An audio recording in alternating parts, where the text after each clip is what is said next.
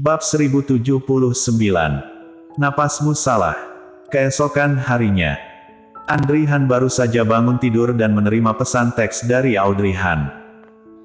Melihat isi pesan itu, Andri Han tercengang sejenak, lalu menjawab, "Hati-hati dan hubungi kakak jika ada sesuatu." Kemudian dia menyimpan kembali ponselnya, lalu mandi, berpakaian, sarapan dan pergi bekerja seperti biasa. Hidupnya selalu teratur sejauh ini, tidak pernah ada perubahan selama bertahun-tahun, dan tidak ada wanita lain yang mengganggu hidupnya selama ini.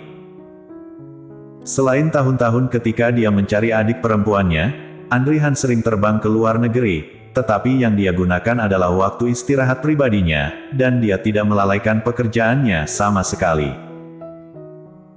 Di sisi lain, Audrey Han dan yang lainnya juga telah tiba di kota tetangga, karena mereka memulai perjalanan di malam hari, jadi mereka sampai di hotel malam itu juga, dan kemudian mereka beristirahat masing-masing. Setelah beristirahat dengan baik, mereka akan pergi ke kuil Spirit Cloud Mountain untuk beribadah. Audrey Han dan Gita tidur di mobil selama 2 jam, tetapi mereka sakit punggung karena posisi tidur yang buruk, jadi ketika mereka menemukan tempat tidur, mereka berdua langsung berbaring bersamaan. Keesokan harinya, semua orang tidur sampai sekitar jam 10. Saat makan, Arthur Xiao menjelaskan kepada mereka.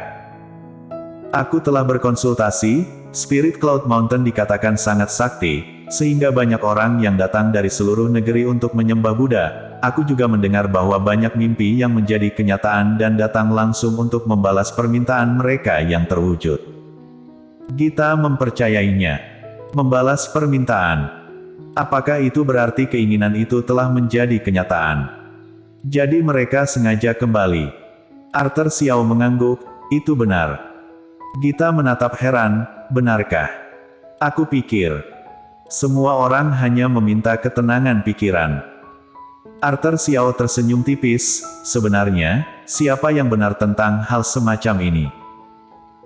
Setelah memohon, keinginan itu menjadi kenyataan. Itu mungkin karena orang tersebut sangat ingin mendapatkannya, sehingga dia bekerja lebih keras dan lebih keras lagi. Lagi pula, tidak ada hal yang akan datang dengan sendirinya tanpa berusaha di dunia ini. Bagaimanapun keinginan kita tidak mudah terwujudkan. Arthur Xiao tidak berbicara lagi, tapi Gita merasa termotivasi. Jika gunung ini benar sangat sakti, lalu bisakah mimpinya menjadi kenyataan? Memikirkan hal ini, Gita segera menundukkan kepalanya dan makan. "Nyonya muda, kita akan naik taksi dari gerbang setelah makan nanti. Aku mendengar bahwa jalan telah dibangun di sana untuk mengendarai mobil setengah jalan ke atas gunung, tetapi aku juga mendengar beberapa orang yang datang berdoa mengatakan bahwa jika kita mulai dari tangga pertama Spirit Cloud Mountain hingga akhir, serta menunjukkan ketulusan, maka peluang untuk mewujudkan keinginan akan lebih besar." Sebelum Audrey Han menjawab, Gita segera mengangkat kepalanya untuk menjawab. "Kalau begitu ayo naik dari tangga pertama." Arthur Xiao. Dia meliriknya dan mengingatkannya, "Nyonya muda sedang hamil." Mendengar ini, Gita menundukkan wajahnya. "Oh ya, jika mulai dari tangga pertama, tubuh Audrey mungkin tidak akan sanggup." "Maaf, Audrey, aku tadi lupa." Namun, Audrey Han juga mengingat kata-kata Arthur Xiao dan melihat keluar jendela. "Tidak peduli apa hasil dari ibadah hari ini, tapi kita harus tulus saat menyembah Buddha, dan harus sopan. Wajar jika tidak percaya tahayul, tetapi peribahasa, di mana bumi dipijak, di situ langit dijunjung, ini cukup masuk akal." Ini seperti sebuah desa kecil dengan adat istiadatnya sendiri yang unik. Ketika memasuki desa, tentu saja kita harus mematuhi etiket mereka. Jika bersikeras melanggar tradisi orang lain atau tidak mematuhi etiket, maka akan mudah membangkitkan penolakan orang lain. Sebenarnya, beribadah juga seperti ini, yaitu memperhatikan ketulusan. Jika orang yang datang memiliki sikap tidak peduli dan penghinaan, kalau begitu mereka lebih baik tidak datang. Memikirkan hal ini, Audrey Han berkata dengan yakin, "Mari kita mulai dari tangga pertama." "Audrey." Gita terkejut, "Kamu tadi mengatakan..." "Iya, karena kita sudah datang, maka tunjukkanlah kesungguhanmu. Tangga-tangga ini juga tidak tinggi, tidak akan sulit untuk naik ke atas sana. Tetapi, sudah diputuskan, aku tidak apa-apa, jangan khawatirkan aku akan memberitahu kalian sebelumnya jika ada masalah. Baiklah, jika kamu merasa tidak nyaman, kamu harus langsung berhenti dan istirahat. Oke. Setelah makan, ketiganya langsung pergi ke Spirit Cloud Mountain. Sesampainya di tempat tujuan, ternyata banyak orang yang datang untuk berdoa dan membakar dupa, bahkan turis asing. Gita tidak bisa menahan diri untuk berbisik, apakah orang asing itu berbicara bahasa Inggris ketika berdoa? Jika demikian, apakah menurutmu dewa-dewa kita dapat mengerti? Mungkin mereka fasih berbahasa Mandarin. Ayo pergi. Audrey Han tidak sedang dalam suasana hati untuk memperhatikan orang-orang, jadi dia melangkah maju di depan. Dari luar, Spirit Cloud Mountain dikelilingi oleh pepohonan hijau. Dari bawah, sama sekali tidak bisa melihat seperti apa pemandangan di gunung tersebut. Konon dahulu kala, gunung ini merupakan gunung sakti yang terkenal pada zaman dahulu. Gunung itu terjal, dan sangat sulit untuk didaki, sehingga sangat mudah jatuh ke dalam jurang jika tidak hati-hati. Kemudian, seiring perkembangan zaman, ada banyak tangga batu di Spirit Cloud Mountain. Proyek ini membutuhkan waktu lama untuk diselesaikan saat itu. Kemudian, kuil-kuil dibangun di atas gunung, karena kesaktiannya, ia menjadi semakin terkenal. Kemudian ada banyak orang dari kota lain tertarik datang karena reputasinya. Belakangan, banyak pedagang yang melihat peluang bisnis membuka toko kemenyan dan toko minuman di lereng bukit untuk kenyamanan para peziarah.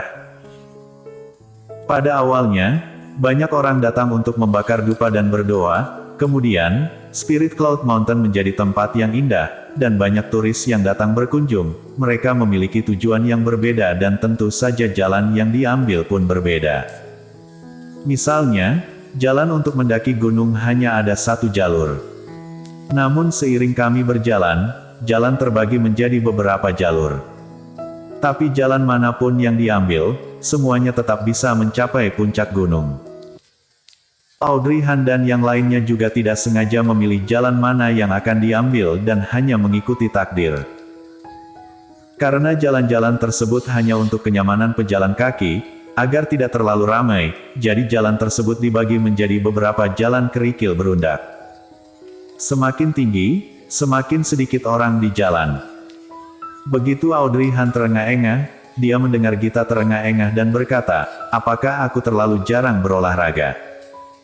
Mengapa aku bisa merasa sangat lelah setelah berjalan beberapa saat?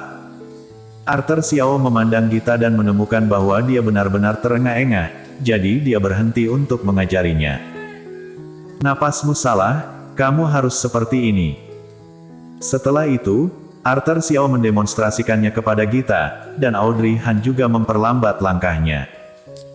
Di bawah instruksi Arthur Xiao, napas Gita jauh lebih mudah, tapi dia masih bertanya-tanya, aku biasanya juga berjalan, tetapi mengapa ini terasa sangat melelahkan, ya? Audrey Han melihat sekeliling dan menjelaskan. Kamu biasanya berjalan di tanah yang datar, tetapi sekarang kamu berjalan menanjak, setiap langkah membutuhkan kekuatan, kita baru mendaki sebentar, bisakah kamu mendaki sampai ke puncak gunung jika terus seperti ini? Audrey Han mengatakannya dengan mudah, seolah-olah dia lelah sama sekali, kemudian Gita mengeluh sejenak. Tidak adil, Audrey, dulu kita selalu bersama, tapi kenapa kamu tidak terlihat lelah sama sekali? Jika aku tidak bisa mendaki gunung, bukankah kamu seharusnya merasa lebih menderita karena kamu sedang hamil? Audrey Han tersenyum tipis mendengar ucapannya. Dia berbeda dengan Gita, pada awalnya, Gita sering berlari atau mendaki beberapa tangga dalam waktu bersamaan karena dia sedang bersemangat, meskipun dia selalu berhenti untuk menunggu mereka, tetapi dia telah menghabiskan kekuatan fisiknya dengan lebih cepat dan pulih perlahan. Bersambung.